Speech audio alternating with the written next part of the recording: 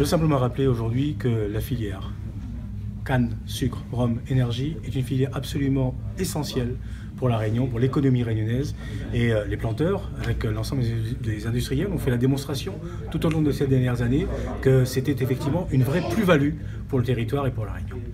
Aujourd'hui, nous sommes dans une situation qui est une situation extrêmement tendue, extrêmement difficile, et je demande ce soir solennellement donc, que les négociations puissent être reprises, que l'ensemble des syndicats, et je dis bien l'ensemble des syndicats, doivent être partie prenante à ces négociations.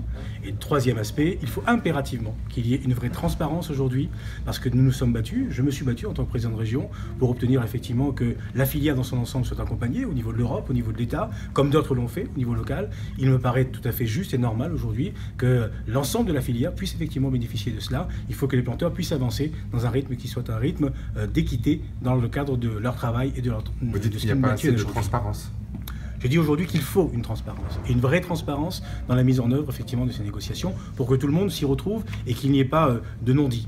Et vous savez que l'ambiguïté ou le non-dit finit toujours par poser effectivement d'autres problèmes. Et donc je demande effectivement, que les négociations puissent reprendre dans les bonnes conditions aujourd'hui avec l'ensemble des syndicats, toutes les parties prenantes, l'ensemble des planteurs donc, et en même temps faire en sorte qu'il y ait donc cette transparence qui soit posée.